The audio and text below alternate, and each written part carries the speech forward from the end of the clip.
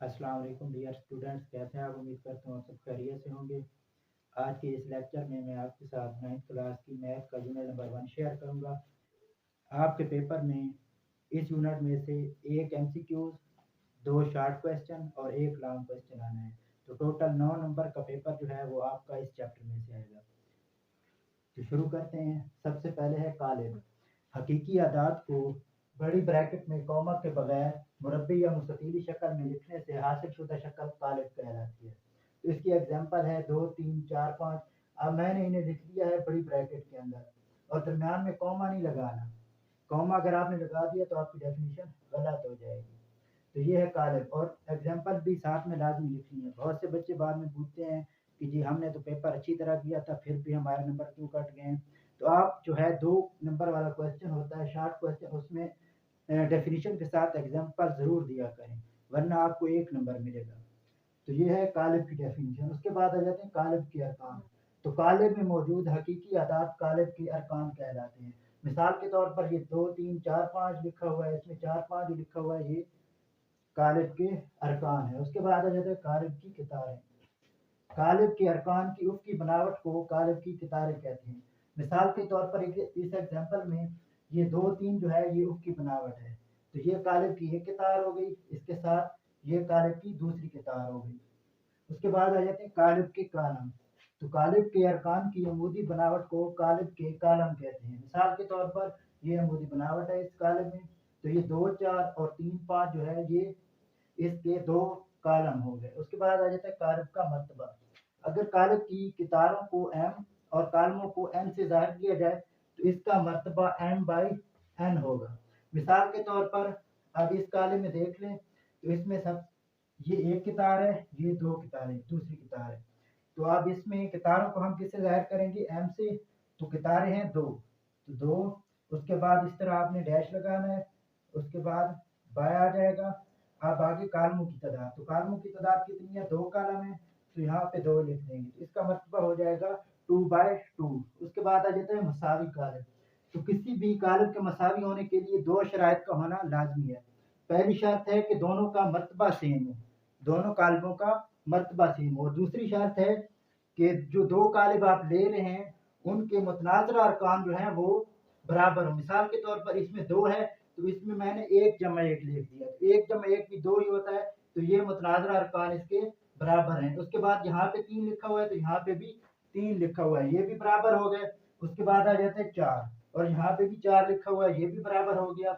यहाँ पे मैंने 5 लिखा हुआ है और यहाँ पे 6 माइनस 1, तो 6 माइनस 1 भी 5 ही होता है। तो इसलिए ये दोनों जो कालिब लिए हमने ये आपस में मसावी हैं। उसके बाद आ जाता है जी कितारी कालिब। ऐसा कालिब जिसमें सिर्फ एक कितार हो कितारी कालिब कहलाता है। मिसाल के तौर पर 2, 3, 2। अब इन दोनों कालिबों में सिर्फ एक ही कितार है, इसमें भी एक कितार है और इसमें भी एक कितार है। उसके बाद आ जाता है कालमी कालिब। ऐसा कालिब जिसमें सिर्फ एक कालम हो। मिसाल के तौर पर अब इसमें देखो, इसमें सिर्फ एक कालम है और इसमें भी एक कालम है, तो ये क्या हो गया? कालमी कालिब। उसके बाद आ जाता है मुस्ततीली कालिब। ऐसा कालिब जिसमें कितारों और कालमों की तादाद बराबर ना हो, मुस्ततीली कालिब कहलाता है। मिसाल के तौर पर अब इसमें देखो, एक कितार है और 2 कालम है। इसमें एक कितार है, 3 कालम है, और इसमें 2 कितारें हैं मगर 1 कालम है। इसमें 2 कितारें और 3 कालम है, तो ये आपस में कितारें और कालम बराबर नहीं है, तो ये मुस्ततीली कालिब हुआ। उसके बाद आ जाता है मुरब्बी कालिब। ऐसा कालिब जिसमें कितारों और कालमों की तादाद बराबर हो। मिसाल के तौर पर अब इसमें देखें, एक कितार है और एक ही कालम है, 2 कितारें हैं और 2 कालम है। इसमें 3 कितारें हैं और 3 कालम है, तो ये मुरब्बी कालिब हुआ। उसके बाद आ जाता है सिफरी कालिब। ऐसा कालिब जिसके तमाम अरकान सिफर हों, यानी उसमें मौजूद अंदराज या अरकान जो हैं वो सिफर हो, तो वो सिफरी कालिब कहलाते हैं। मिसाल के तौर पर अब इसमें देखें, सिफर है, इसमें भी तमाम अरकान सिफर हैं, तो ये सिफरी कालिब हुआ। उसके बाद आ जाता है ट्रांसपोज कालिब। ऐसा कालिब जो किसी कालिब के कितारों को कालमों और कालमों को कितारों में दोनों को बैक वक्त तब्दील नहीं करना, या कितारों को कालमों में तब्दील करना है या कालमों को कितारों में, एक को तब्दील करना है, दोनों को तब्दील कर दिया तो फिर ये गलत हो जाएगा। तो इससे ट्रांसपोज कालिब हासिल होता है। मिसाल के तौर पर हमने एक कालिब लिया है ए, अब हमने इसका ट्रांसपोज लिया है तो ए ट्रांसपोज आएगा। पहली किताब जो थी 2 थी, अब ये पहला कालम हो गई, और दूसरी किताब थी 4 5, तो ये दूसरा कॉलम 4 5। तो कितारों को हमने कॉलमों में तब्दील कर दिया है, या आप इसके कॉलम जो है 2 4 उसको कितार में तब्दील कर दें तो फिर भी वही आएगा। अगर दोनों को बैक वक्त तब्दील कर दिया तो ये गलत हो जाएगा। उसके बाद है जी मनफी कालिब। ऐसा कालिब जो किसी कालिब के अरकान को मनफी अरकान में तब्दील करने से हासिल हो।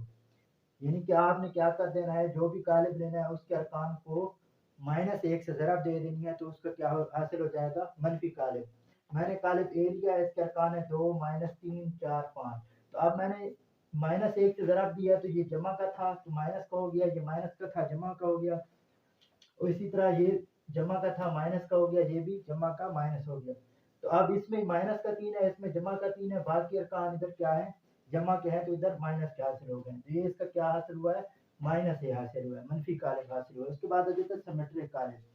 सिमेट्रिक कालिब ऐसा कालिब होता है जिसमें उसका ट्रांसपोज लिया जाता है और वो उसी के बराबर हो जाए तो वो सिमेट्रिक कालिब होगा। मिसाल के तौर पर अगर हमने क्या किया है, एक का ट्रांसपोज लिया है और वो उसी कालिब के बराबर आया तो ये सिमेट्रिक कालिब है।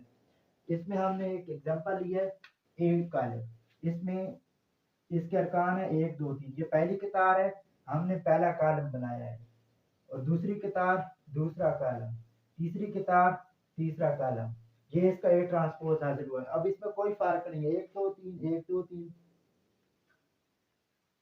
तो ये देख ले अरकान सेम ही है, इसमें कोई फर्क नहीं आया, तो ये इसका सिमेट्रिक कालिब है। उसके बाद आ जाता है स्क्यू सिमेट्रिक कालिब, कि अगर एक का ट्रांसपोज -1 के बराबर आए तो ये क्या होगा, स्क्यू सिमेट्रिक कालिब होगा।